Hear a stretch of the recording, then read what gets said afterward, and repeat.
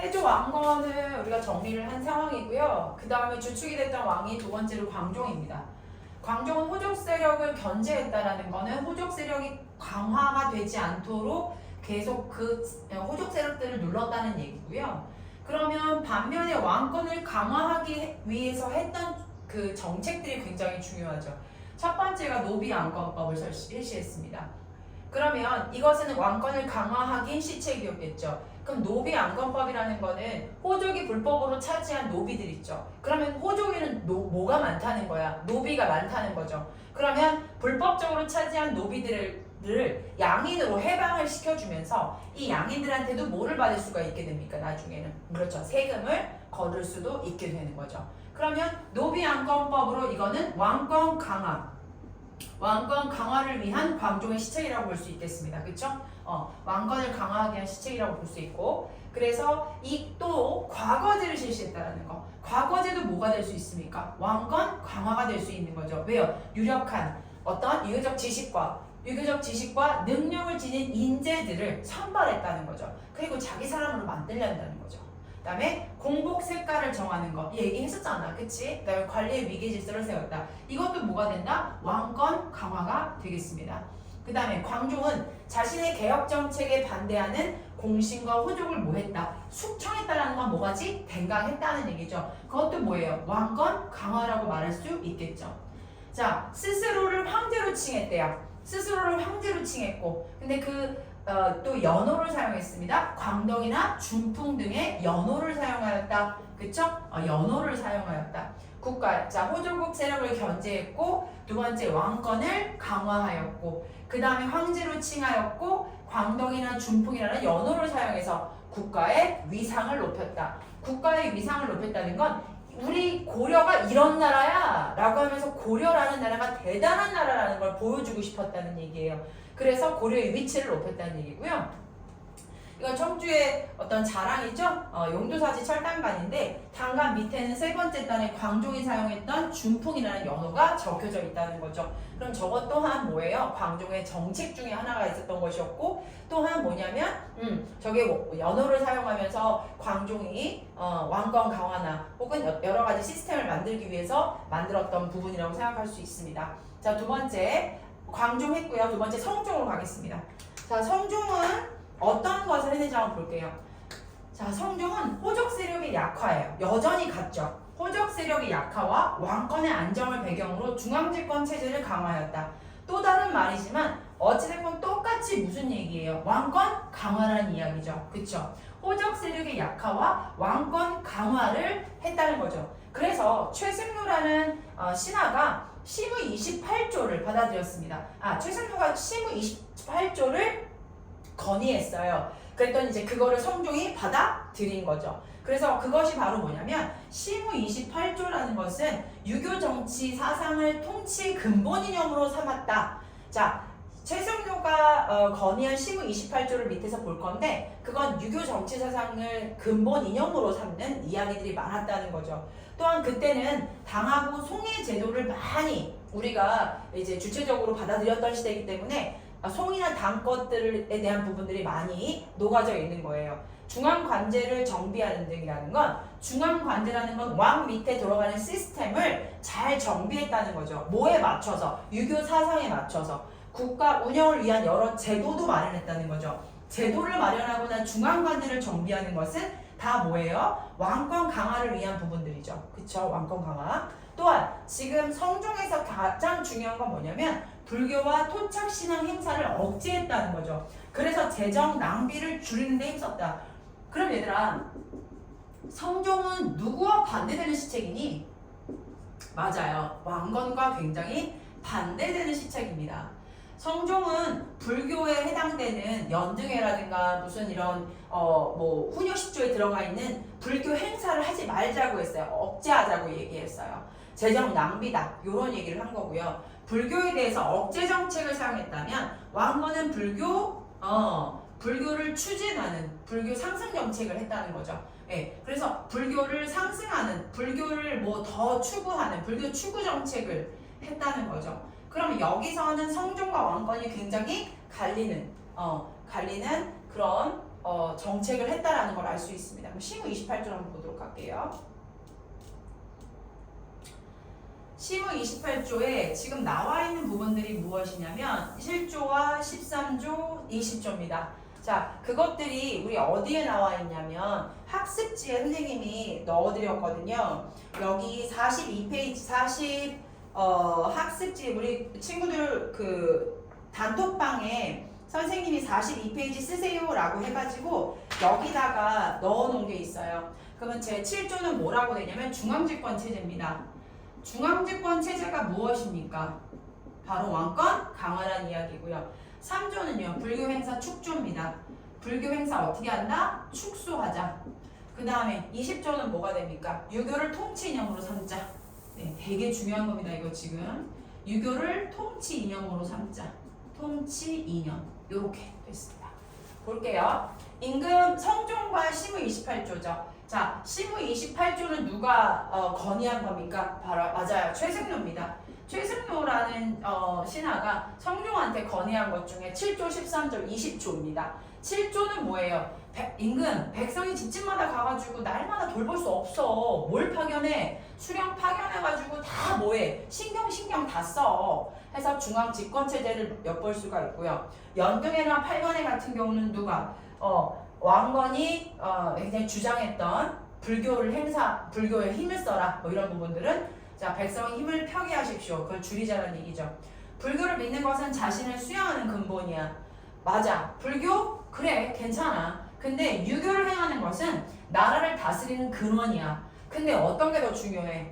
유교가 지금 중요하지. 즉 나라를 다스리는 게 더 중요해. 지금은 자신을 수양하는 것은 내세의 복을 구하는 일이지만 나라를 다스리는 것은 오늘이 급한 일이야. 정신 차려. 뭐가 더 지금 중요하니? 불교하고 유교 중에 지금 급한 게 뭐니? 유교야 라고 해서 유교에 대한 부분들을 강조하고 있습니다. 이해되시죠? 자, 이것을 해가지고 우선은 지금 1차적으로 태조 그 고려의 시작점은 시작이 됐고요. 고려 시작점은 마무리가 됐고요. 그 다음에 소단원 두 번째로 들어오시면 여기 80페이지는 학교에서 하지 않는다고 했어요. 근데 사실 이것도 되게 중요하거든요.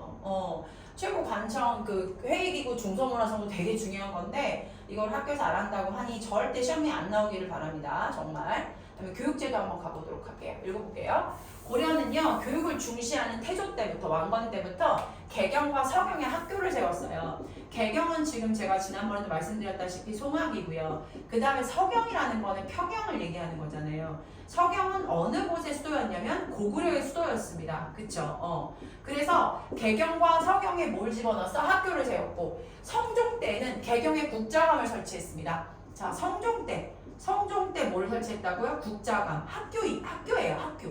국자감 설치했고 중요한 지방에는 뭐를 설치했다? 향교를 설치했다.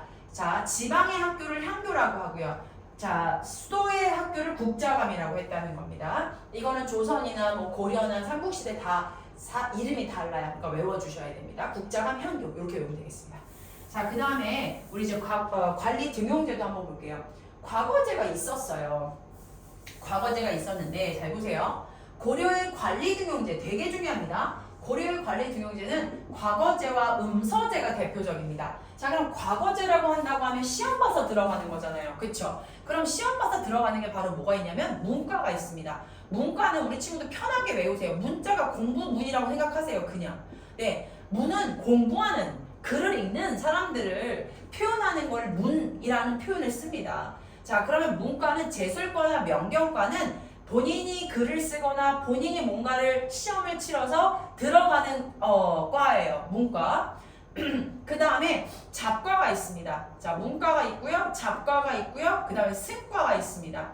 잡과라고 한다는 건 기술관이에요. 그래서 예를 들어서 음식을 잘 만든다거나 아니면 뭔가를 잘 고친다거나 아니면 의료기술이 좋다거나 이런 것들 이런 사람들은 잡과로 가는 거. 기술을 보고. 이건 시험 안 보죠. 승과 같은 경우는 교정이나 선종이었어요. 보통 우리가 삼국시대 같은 경우 처음에는 교리, 그 다음에 나중에 선종이었잖아요. 그쵸? 교정선파, 선종선파. 그래서 얘네들의 스님들이 관리로 들어온다는 거죠. 이렇게 해서 승계가 된답니다. 또 하나 지금 보이시는 거 있어요? 바로 음서죠.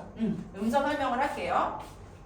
과거제는 시험을 봐서 어떤 사람들이 등용이 되냐면 문과 같은 경우로 듭니다. 시험으로 인재를 선발하는 과거제는 문과를 뽑는 재술과와 명경과, 기술과를 뽑는 자과, 그 다음에 승려를 대상으로 하는 승과가 있었다. 지금 설명드렸죠. 문과는 뭐예요? 거의 시험 보지 않았습니다. 그냥 총칼 잘 쏴? 그럼 너 그냥 바로 들어와. 너는 그냥 무인 되는 거야. 요런 식으로 해가지고 고려의 관리등용제는 과거제와 음서제가 있었지만 과거제에 있어서 시험 보는 과는 문과밖에 없었고 뭐다? 문과 같은 경우는 뭐였다? 시험을 보지 않았다가 되게 중요합니다. 무예가 뛰어난 사람을 무관으로 그냥 임명했고요. 과거는 원칙적으로 양인 이상이면 무조건 응시할 수 있었습니다. 왕족과 공신의 후손들 있죠. 특히 오품 이상들. 그런 고위 관리의 자손들은요. 이거 중요하죠. 과거를 거치지 않고 바로 음서라는 제도로 관리가 될 수 있다는 얘기예요. 우리 아빠가 오품이야. 그러면 이제 자제가 있어. 자제가 노용숙이야. 근데 나는 지금 뭐야? 빙신이야. 예를 들어서 공부를 못해. 이거 관리 뭐 안 되는 상황이야. 근데 아빠가 좀 잘 나가. 그럼 나는 뭐가 되는 거야? 관리가 되는 거지. 관리가 돼가지고 뭔가 내가 지금 어디 그 중앙제도에 들어가서 일할 수가 있어. 그러면 이거를 바로 뭐라고 하냐면 너는 음서로 들어왔다. 이렇게 되는 거죠. 자, 그러면 음서로서의 혜택이 또 있어요. 관리들의 혜택을 좀 보도록 할게요. 올라갑시다. 자, 고위관리는 음서를 이용해서 지위를 세습하기도 해요. 자, 보세요. 내 아버지가 오품이야. 그래서 이제 노용숙은 관리가 됐어. 근데 노용숙의 자식이 또 있을 거 아니야? 그치? 그럼 그 자식도 이 관리를 계속 세습하다. 관리가 그 음서를 이용해서 지위를 계속 세습하는 거죠. 그래서 노용숙의 자식도 계속 관리가 된다라는 거예요. 지위가 세습되는 것 뿐만 아니라 자, 고려는요 모든 관리에게 뭐를 지급했어요? 자, 중요합니다. 수조권을 지급했어요. 잘 들어보세요. 수조권. 수조권이라는 게 무엇이냐면 자, 우리가 관리한테 뭘 주냐면 수조권이 설정된 토지를 줍니다. 수조권 설정된 토지를 준다는 거죠. 자, 토지를 왜 주는 거야? 관리됐으니까 축하하는 의미로 이거 먹고 잘 살아 하면서 큰 토지를 떼어준단 말이에요. 근데 여기도 이제 나와 있지만 잘 보세요. 숫자는 거둘 숫자고요. 그 다음에 조는 조세 조자입니다. 그러면 세금을 거둘 수 있는 권리라는 거예요. 땅을 이만큼 줬어요. 노용숙한테 땅을 줬는데 노용숙은 관리야. 그러니까 절대 여기 삽질하면서 농사 짓지 않을 거란 말이야. 그러면 그 근처에 있는 백성들한테 야, 너 여기 땅 사용할래? 오케이. 너 여기만큼 사용해. 너 이만큼 사용해. 너 이만큼 사용해. 이만큼 사용해. 해서 여기 사용해. 해서 여기에 대한 세금을 거둘 수 있는 권리. 그걸 수조권이라고 하죠. 그렇게 수조권을 설정됐으니까 돈을 또 이거로 받아 먹고 살 수 있겠죠. 얼마나 좋습니까? 고려시대의 이 토지제도가 관리자들한테는 엄청 좋았던 것 같아요. 그냥 먹고 놀았어요. 관직 수행에 대한 대가로 또 쌀이나 배 등의 현물을 녹봉으로 줬대요. 자, 봐봐. 토지 줬지. 수조권 설정되어 있는 거. 그 다음에 뭐야? 이런 거 녹봉으로 줬지. 그 다음에 전식과 제도에 따라 관리가 사망하면 그가 받은 토지는 국가에 반납을 해야 되는데 반납했겠니? 반납 안 했어요. 5품 이상의 관리에게는 세습이 가능한 공음전을 줬다. 자, 지금 잘 봐봐 얘들아. 내가 아빠가 5품이야. 그래서 5품 자식은 뭐가 받아? 이 사람 음서제로 해가지고 뭐가 됐어? 관리가 됐단 말이야. 그럼 관리가 되면 뭘 받아? 두 가지를 받지. 현물이나 혹은 배나 이런 것들을 녹봉을 받고 또 하나는 뭐냐면 수조권이 지급된 토지를 받는다고. 가로 열고 수조권 이렇게. 그럼 수조권도 받고 녹봉도 받는 게 이제 관리의 입장이야. 근데 이 자식의 자식한테도 뭐가? 이 음서제가 또 제공이 되기 때문에 이 자식한테도 뭐가 되냐면 지위가 세습이 되고 또 이 토지나 현물 이런 것들도 사실은 죽으면 나라에 뭐 해야 되는데 나라에다가 내야 되는데 국가에 반납하지 않고 바로 세습을 또 계속 해주는 거지. 그치? 요런 것들이 여기 이 자식한테도 세습이 되는 거야. 그걸 우리가 뭐라고 하니? 공음장이라고 하는 거죠. 전자가 밭전자잖아요. 그쵸? 그래서 이 음서처럼 계속 세습이 되는 뭐라는 거야? 나라에서 세습이 되는 땅을 줬다는 얘기죠. 그래서 자식한테도 뭐예요? 땅을 줄 수 있다는 거죠. 관리가 될 수 있는 게 계속 세습되고요. 땅으로 계속 세습되는 공음전을 줬다라는 거죠. 그쵸? 이해되세요? 그래서 전식과 제도에 따라 관리가 사망하면 그가 받은 토지는 국가에 반납을 해야 되는데 5품 이상의 관리에게는 세습이 가능한 공음전을 줬다. 자, 이런 것이 바로 고려의 제도였다는 거 꼭 이해하시고 머릿속에 넣어주시기 바랍니다. 자, 그럼 이제는 정말 이제 앞으로 오늘 할 것이 바로 지금 정치 질서, 고려의 핵심인 정치를 들어갈 겁니다. 그 부분이 조금 헷갈리고 외울 게 많고 양이 많습니다. 그러니까 우리 친구들이